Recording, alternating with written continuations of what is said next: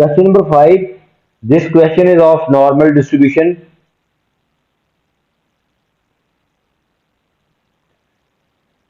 The time in hours that Devon plays on his games machine each day is normally distributed with mean 3.5 and standard deviation is 0.9.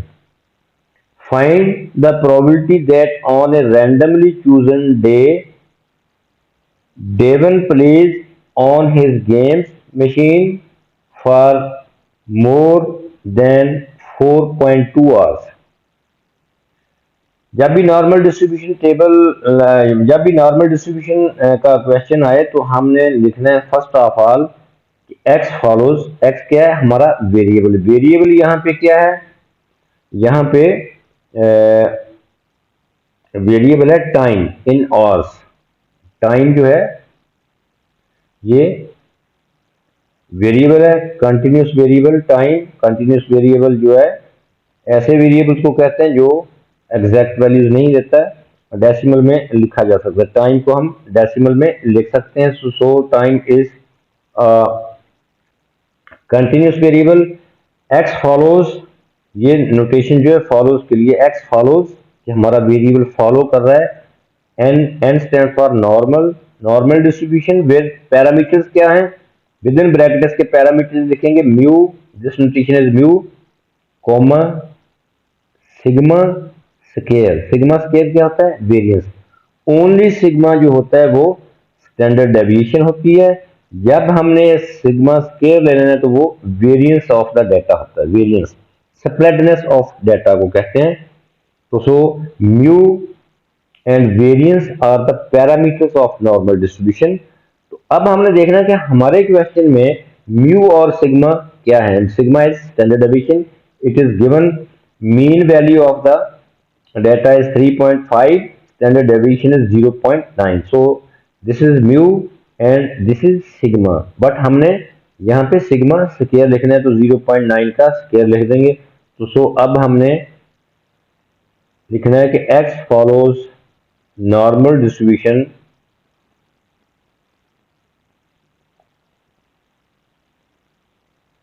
mean value of data is 3.5,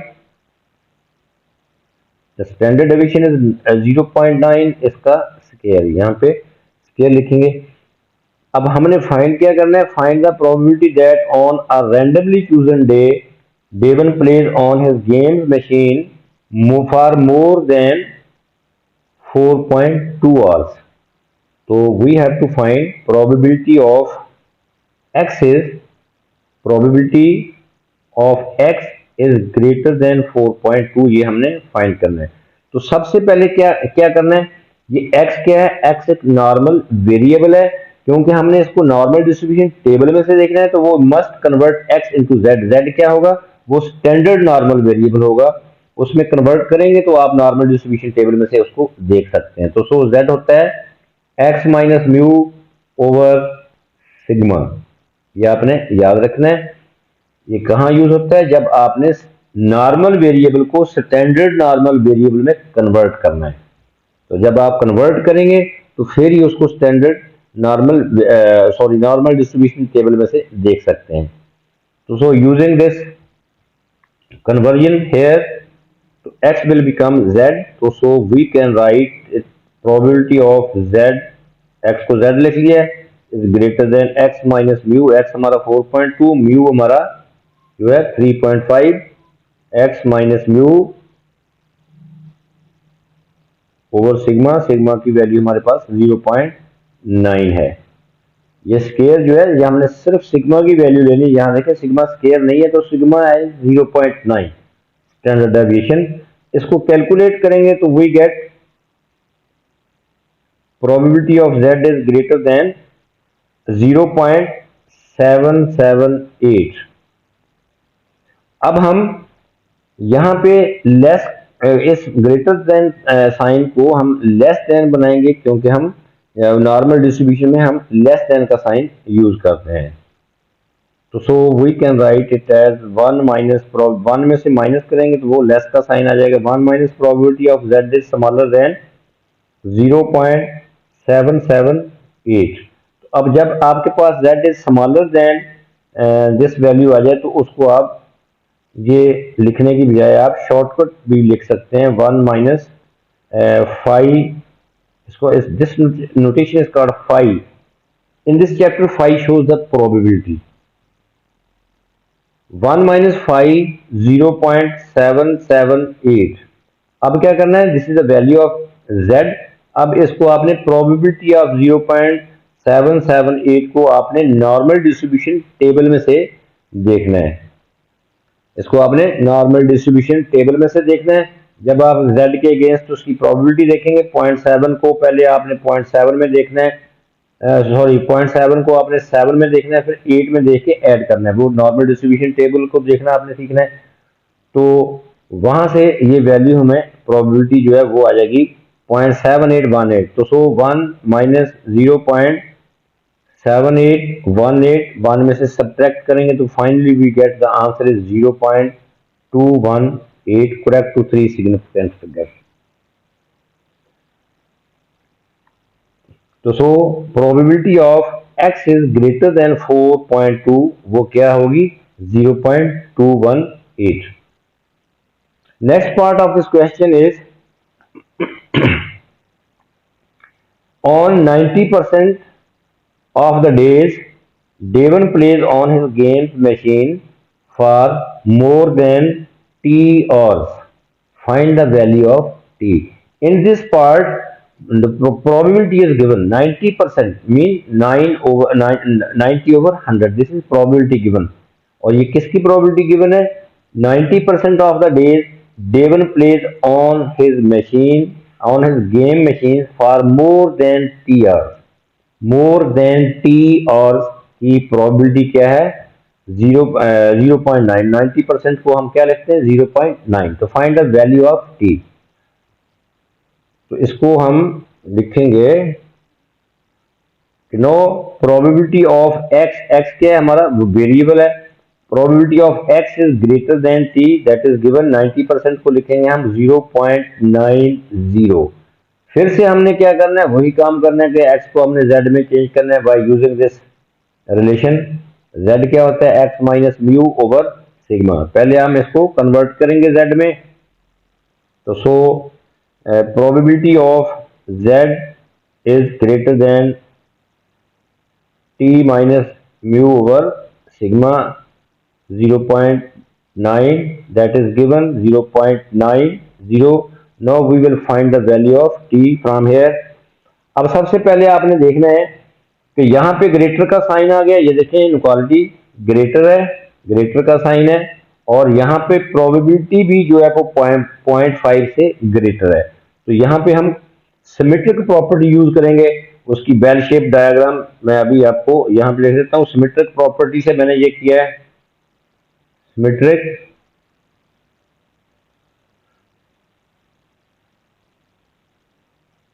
symmetric property. Symmetric property क्या है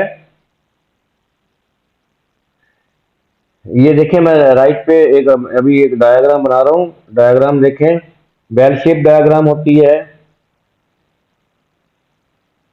for normal distribution. Normal distribution function के लिए ये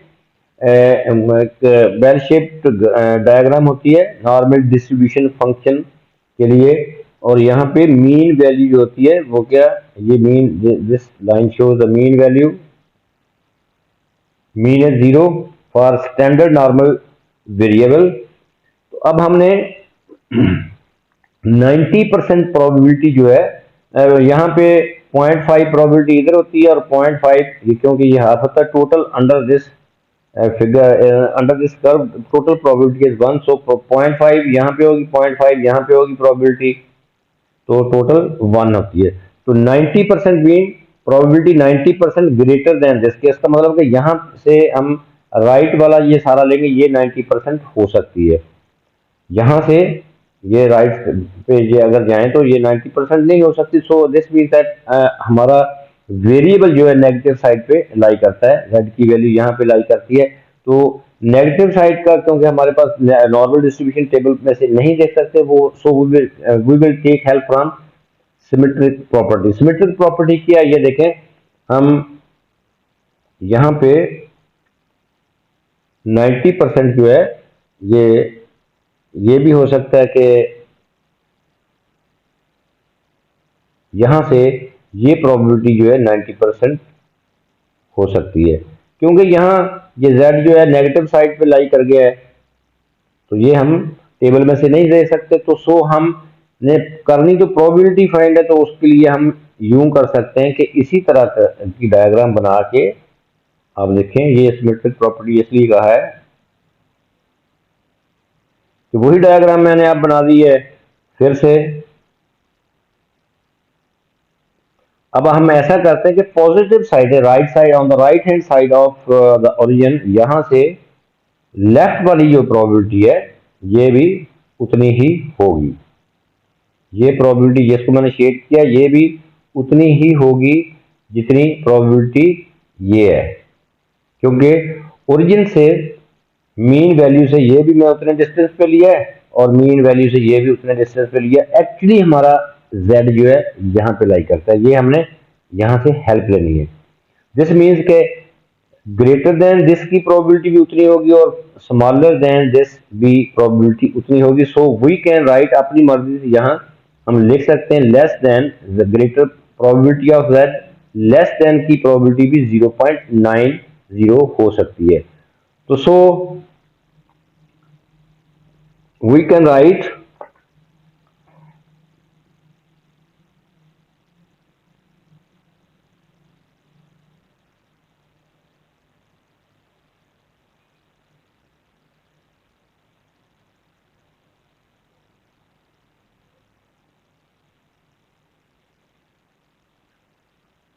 so we will write here greater को हम less लिख सकते हैं, यहाँ पे लिख सकते हैं probability of z is smaller then t minus 3.5 over 0.9, ये प्रोबेबिलिटी भी 0.90 हो सकती है। तो अब हम यहाँ पे लेस का साइन आ गया है तो उसको हम लिख सकते हैं फाई की टर्म में, फाई में लिख लें इसको। तो सो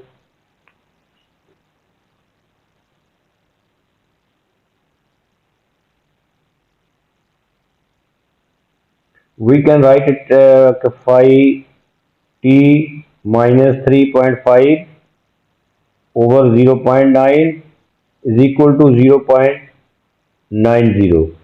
तो अब हम फाई को दूसरी साइड पे ले जाएंगे, वो फाई रिवर्स हो जाएगा। इसका मतलब अपने नॉर्मल डिस्ट्रीब्यूशन टेबल को रिवर्स ऑर्डर में देखना है। t minus 3.5 over 0.9 is equal to phi inverse 0.9000। अब 4 डेसिमल प्लेसेस में लिख लें, क्योंकि पूरे नॉर्मल डिस्ट्रीब्यूशन टेबल में प्रोबेबिलिटीज जो है वो 4 डेसिमल प्लेसेस में लिखी हुई हैं। अब हम इसको रिवर्स ऑर्डर में देखेंगे, स्पेसिफिक वैल्यूज बॉटम पे होती हैं, वहां पे 90% जो है वो z की प्रोबेबिलिटी जो के अगेंस्ट z की वैल्यू जो है वो हमें क्या मिलेगी। जब आप उस टेबल को इस तरह देखते हैं, दूसरी वैल्यू देखने के लिए 90% की वैल्यू आप देखेंगे तो वी गेट दिस 1.282। तो so t minus 3.5 over 0.9 is equal to 1.282। यहाँ पे या अब हमने कैलकुलेट करके t फाइंड कर लेना है, क्रॉस मल्टीप्लाई करेंगे, लेकिन उससे पहले जो अभी हमने अपनी मर्जी से z ग्रेटर को यहाँ पे स्मॉलर लिख लिया है और वो इस फिगर, दो फिगर्स बनाई है, इनकी हेल्प से सिमेट्रिक प्रॉपर्टी की वजह से हमने ये यूज किया है। यहाँ पे स्मॉलर देन यूज कर लिया हमने, ये देखें स्मॉलर देन यूज किया है, लेकिन एक्चुअली हमारा जो z है वो नेगेटिव साइड पे लाई कर रहा था। तो नेगेटिव साइड पे जब z की वैल्यू देखें, आप नॉर्मल डिस्ट्रीब्यूशन टेबल में देखें वहां z नेगेटिव नहीं है, तो सो हमने ये हेल्प ली है। एक्चुअली हमारा z जो है वो नेगेटिव साइड पे लाई करता है। तो सो अब आपने करना क्या है, इस इक्वेशन में जो फाइनली इक्वेशन आई है इसकी एक साइड पे आपने नेगेटिव का साइन लगा देना है। राइट पे भी लगा सकते हैं, लेफ्ट पे भी लगा सकते हैं। जब इसको कैलकुलेट करना, ये मैंने -1.282 कर दिया है, यहाँ पे माइनस नेगेटिव का साइन लगा दिया है। आप लेफ्ट पे भी लगा सकते थे। अब हम क्रॉस मल्टीप्लाई करेंगे तो t इजीली हम फाइंड कर सकते हैं। This is very very important point. तो so t minus 3.5 is equal to 0.9 into -1.282। Finally calculate करके ये हमारे पास आएगा t minus 3.5 is equal to 1 point multiply कर देंगे, ये आएगा, या डायरेक्ट हम यहाँ से t की वैल्यू जो है ऐसे कर लेते हैं। t जो है वो आ जाएगा 3.5, राइट पे जाके प्लस हो जाएगा, साइन इसका पॉजिटिव हो जाएगा। इन दोनों को मल्टीप्लाई करेंगे तो वी गेट -1.1538। तो finally we get answer in 3 significant figure 2.35 hours, क्योंकि हमारा वेरिएबल जो था वो आवर्स में था। तो so finally we get t is equal to 2.35. This is the answer. Now next part C of this question is calculate an estimate for the number of days in a year, within bracket लिखा हुआ 365 days है इस year में, on which Devon plays on his game machine for between 2.8 and 4.2 hours।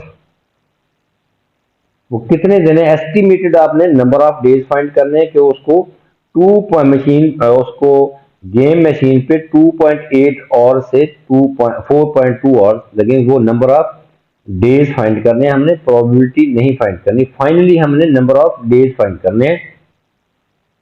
तो उससे पहले first of all आप क्या करेंगे, 2.8 आवर्स और 4.2 आवर्स के दरमियान जो है वो प्रोबेबिलिटी फाइंड करेंगे फर्स्ट ऑफ ऑल हम। तो so we write here we will find probability of x lies between 2.8 and 4.2। इसके लिए आपने फिर z को, इस x को आपने z में कन्वर्ट करना है। यह x क्या है, नॉर्मल वेरिएबल है, इसको स्टैंडर्ड नॉर्मल वेरिएबल में हम कन्वर्ट करेंगे। तो this become z, x minus mu over sigma, 2.8 minus mu over sigma, और यहां पे भी x minus mu over sigma. इसकी प्रोबेबिलिटी फाइंड करेंगे। पहले हम क्या करेंगे, इसको कैलकुलेट कर लेते हैं। ये इसकी कैलकुलेट करके इसको सिंप्लीफाई करके यहाँ पे लिखेंगे probability of minus 0.778 less than z is less than positive 0.778। अब क्या करेंगे, प्रोबेबिलिटी ऑफ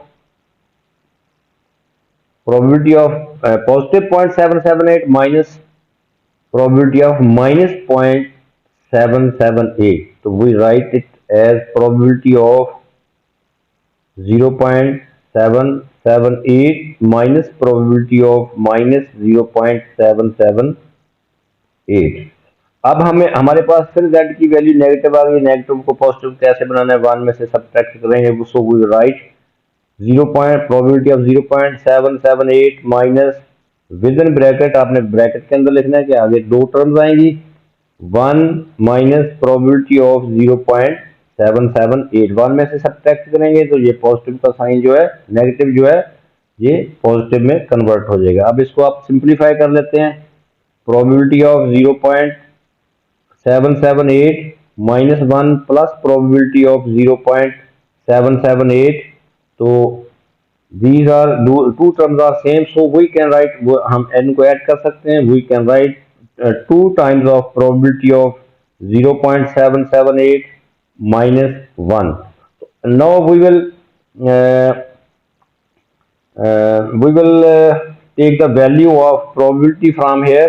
ये z की वैल्यू के अगेंस्ट नॉर्मल डिस्ट्रीब्यूशन टेबल में से इसको देखेंगे z की वैल्यू को, तो हमारे पास प्रोबेबिलिटी जो है वो क्या आएगी 0.7818. तो सो 2 times ऑफ 0.7818 minus 1. तो finally we get the answer is 0.0566. This is the probability. This is not the answer. Actually, we have to find the number of estimated number of days in a year. उस year में 365 days है.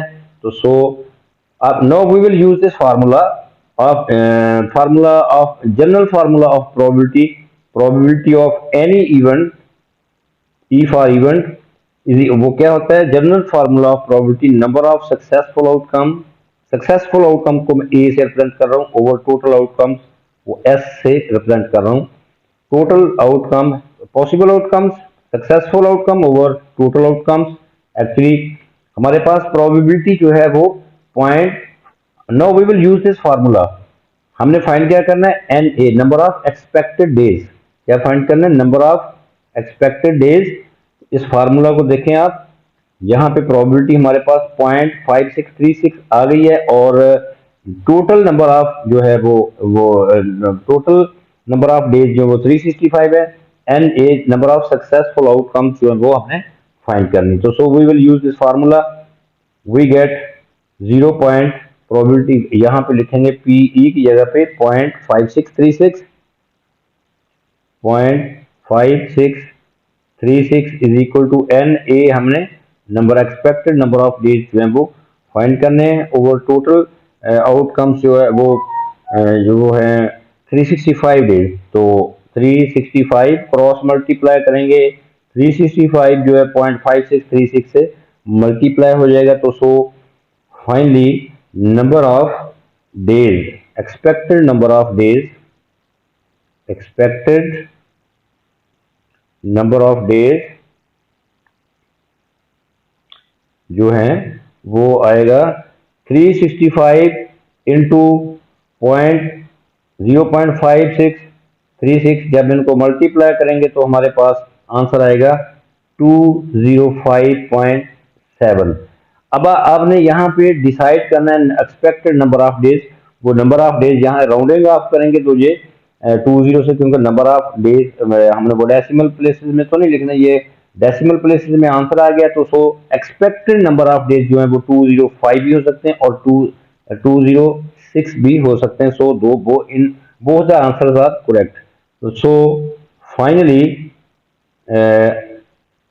205 days भी हो सकते हैं या हम 206 days भी ले सकते हैं.